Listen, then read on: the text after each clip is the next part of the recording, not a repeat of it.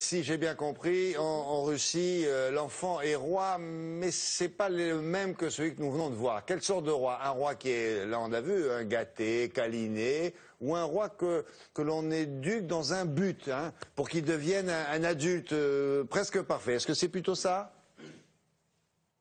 Écoutez, ce qu'il faut bien comprendre, c'est que l'enfant ici en Russie, même tout petit, a une mission, il doit devenir patriote. Et c'est exactement ce que nous avons observé dans la ville pour enfants où nous avons fait notre reportage Masterslav. Car ce lieu a beau avoir été conçu pour les tout petits, la Masterslavie obéit à beaucoup de règles. Il faut par exemple passer des examens ou même payer des impôts pour devenir résident. Et oui, c'est très sérieux. Bref, plus qu'un parc d'attractions, c'est clairement une fabrique à bons citoyens.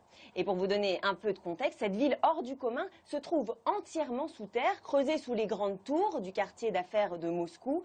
Elle fait à peu près 6000 m², soit l'équivalent d'un terrain de football, et ça grouille d'enfants. Regardez ce reportage avec Volodya Polanski et Alexandra Dalsbeck. Quand les enfants jouent aux adultes, ça ne rigole pas. Dans cette ville, ils doivent pointer, travailler, gagner de l'argent. Allez hop dans le métro et on se motive, s'il vous plaît. Il faut bien élaborer votre carrière. Plus vous exercerez de métier et plus vous grimperez dans l'échelle sociale. Première étape, passer à la banque, récupérer de l'argent. Tiens.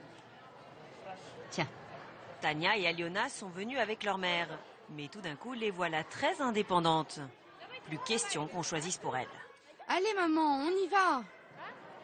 Il faut d'abord gagner de l'argent pour pouvoir travailler. Tu préfères tout dépenser tout de suite?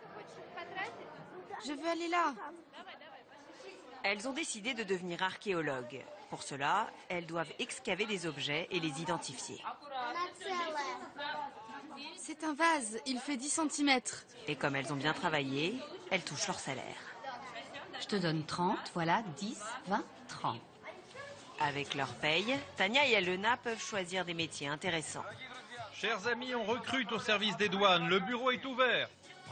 Car cette ville souterraine ne connaît pas le chômage. Ici, on peut devenir tour à tour caissière de supermarché ou officier de police. Les enfants peuvent avoir plusieurs casquettes. D'ailleurs, certaines préféreront devenir coiffeuses professionnelles. Ici, la natte, c'est tout un art. Les plus pressés seront ambulanciers et les plus intellos, pourquoi pas, chercheurs. Enfin, pas de pitié pour les enfants récalcitrants, ils finiront en prison. Tania et Aliona, elles, ont choisi de devenir pilotes automobiles. Mais pour ça, que d'efforts. Car en Russie, la bureaucratie est un art et même les enfants n'échappent pas à la paperasserie. Pour avoir leur permis, elles ont pris des cours à l'auto-école. Elles ont passé un examen théorique. Elles ont dû aller aussi faire des tests médicaux à la polyclinique. Allez, on va nourrir les bébés. À Masterslav, on aime bien aussi promouvoir certaines valeurs très patriotes, comme la maternité. Mon bébé a déjà bu la moitié. Ah bah moi, presque tout. Dans ce cours de puériculture, par exemple, on rappelle qu'il est important d'avoir des enfants et de relancer la natalité. Combien d'enfants vous voulez? 4. 3. Mais il y a aussi certains métiers réservés aux hommes. Masha a 11 ans et elle a beau rêver combattre les flammes. Elle a déjà conscience que ce métier n'est pas pour elle.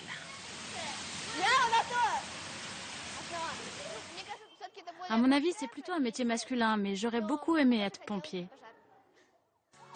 En Russie, l'enfant est roi, mais à une condition, qu'il apprenne très vite à respecter les codes fixés par la communauté.